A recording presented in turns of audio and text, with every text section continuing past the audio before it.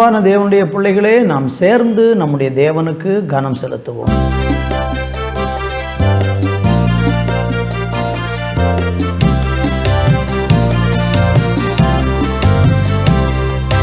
தனிமையல்ல, இனி தனிமையல்ல, தனிமையல்ல, இனி தனிமையல்ல, தேவன் உன்னோடு இருக்கிறார், தேவன் உன்னோடு இருக்கிறார், தேவன் உன்னோடு இருக்கிறார், தேவன் உன்னோடு இருக்கிறார். தனிமையல்ல, இனி தனிமையல்ல, தனிமையல்ல, இனி தனிமையல்ல, தனிமையில் வாடி நின்ற ஆகாரை கண்டு காண்கின்ற தேவனாக ஆதரித்த தெய்வம் அவர். தனிமையில் வாடி நின்ற ஆகாரை கண்டு காண்கின்ற தேவனாக ஆதரித்த தெய்வம் அவர். தனிமையில் வாடுகின்ற உன்னை காண்கிறார், தனிமையில் வாடுகின்ற உன்னை காண்கிறார். நிச்சயமாய் உன்னை கைவிடவே மாட்டார், நிச்சயமாய் உன்னை கைவிடவே மாட்டார். தனிமையல்ல, இனி தனிமையல்ல, தனிமையல்ல, நீ தனிமையல்ல. தாயின் கருவினிலே உருவான நாள் முதலாய் பெயர் சொல்லி அழைத்தவர் மறப்பாரோ உன்னை? தாயின் கருவினிலே உருவாகும் உன்னை பெயர் சொல்லி அழைத்தவர் மறப்பாரோ உன்னை? தனிமையில் சிறையிலே யோசேப்போடு இருந்தவர், தனிமையில் சிறையிலே யோசேப்போடு இருந்தவர். எகிப்தின் அதிபதியாய் உன்னதத்தில் அமர வைத்தார், எகிப்தின் அதிபதியாய் உன்னதத்தில் அமர வைத்தார். தனிமையில்ல, நீ தனிமையல்ல, தனிமையல்ல, நீ தனிமையல்ல, தனிமையல்ல, நீ தனிமையல்ல, தனிமையல்ல, இனி தனிமையல்ல, தனிமையல்ல, இனி தனிமையல்ல, தனிமையல்ல, இனி தனிமையல்ல, தேவன் உன்னோடு இருக்கிறார், தேவன் உன்னோடு இருக்கிறார், தேவன் உன்னோடு இருக்கிறார், தேவன் உன்னோடு இருக்கிறார்.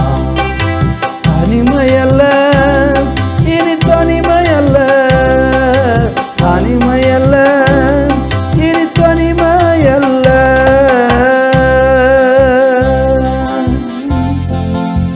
இந்த நாட்களிலே வாழ்க்கையில தனிமையாய் தண்ணீரிலே தவிக்கிறது போல எல்லாராலும் தள்ளப்பட்ட நிலையில் வாழ்ந்து கொண்டிருக்கிறீங்களா? இயேசு கிறிஸ்து உங்களை சேர்த்து கொள்ளும்படியாய், இயேசு கிறிஸ்து தம்முடைய அன்பை உங்கள் மேலே அளவில்லாமல் பொழிந்தருளி உங்களை ஆசீர்வதிக்கும்படி விரும்புகிறார். அன்பு தகப்பனே, தனிமையில் வாடுகிற ஒவ்வொரு பிள்ளைகளுக்கும் என் ஆண்டவர் இன்றைக்கு ஆறுதலாய் இருந்து சமாதானமாய் இருந்து ஆசீர்வாதங்களை கட்டளையிடும் சேர்த்து கொள்ளும். இயேசுவின் நாமத்தில் பிதாவே, ஆமேன், ஆமேன். அன்பு தேவ பிள்ளைகளே, இந்த நாளில் நம்ம வாசிக்கும்படியாக சங்கீதம் 68 அதனுடைய 6வது வசனத்தை வாசிக்கிறேன்.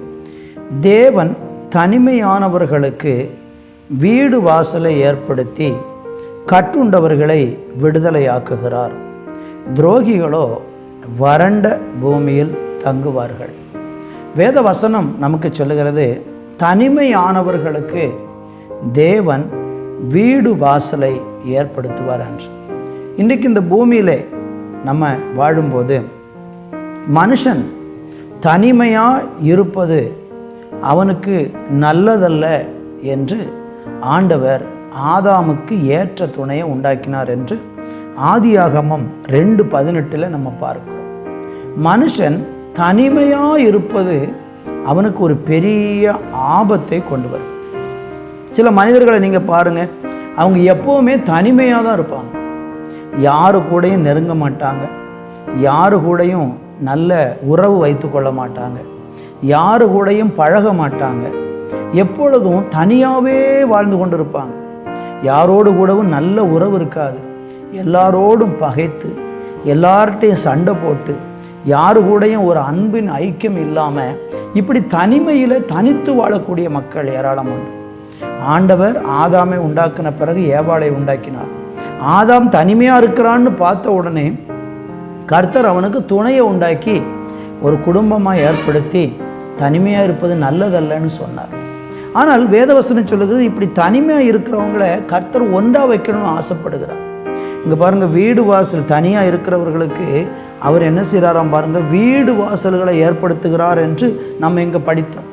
அப்போ தேவன் ஒரு மனுஷனை ஒரு கூட்டணியாக இசைந்து வாழ விரும்புகிறார்.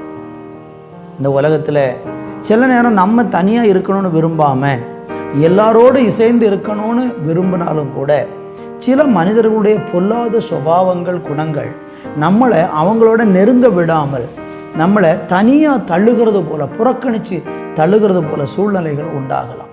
உலகம் அப்படித்தான் நல்லவர்களையும் ரொம்ப ஐஸ்வர்யவான்களையும் உலக பிரகாரமான சில தகுதிகளை வைத்து கொண்டு தான் ஒரு மனுஷனை ஏற்றுக்கொள்ளுகிறதும் புறக்கணிக்கிறதுமான காரியங்கள் நடக்கிறது.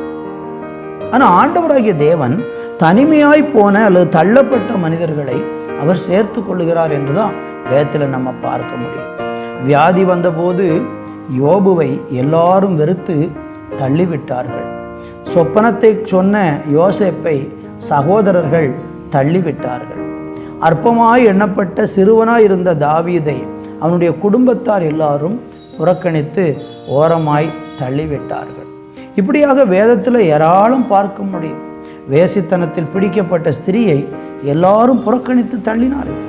ஆனால் இந்த இடங்களில் எல்லாம் நீங்கள் பார்த்தீங்கன்னா தனியாய் தள்ளப்பட்ட யோசேப்பை தேவன் உயர்த்தினார்.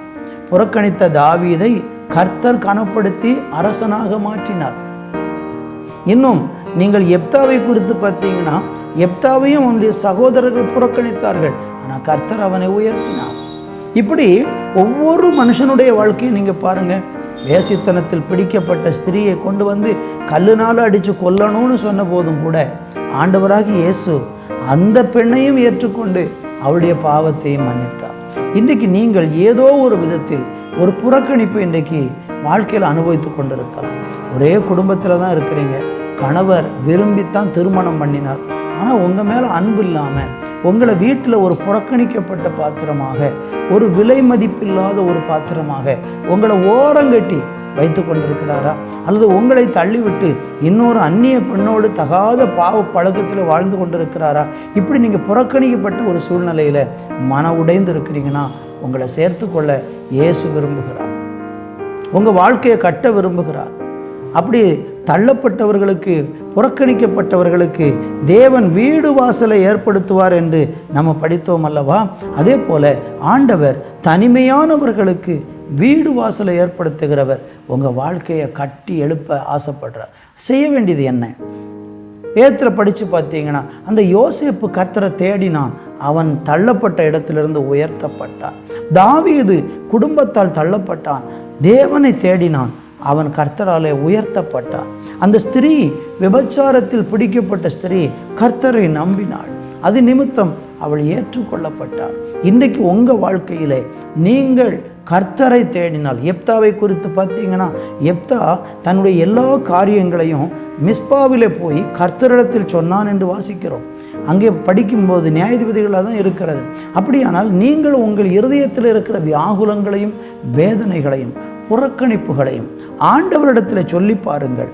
அவர் உங்களை வீடு வாசலை ஏற்படுத்தி கட்டுண்ட உங்களை விடுதலையாக்குகிறார்.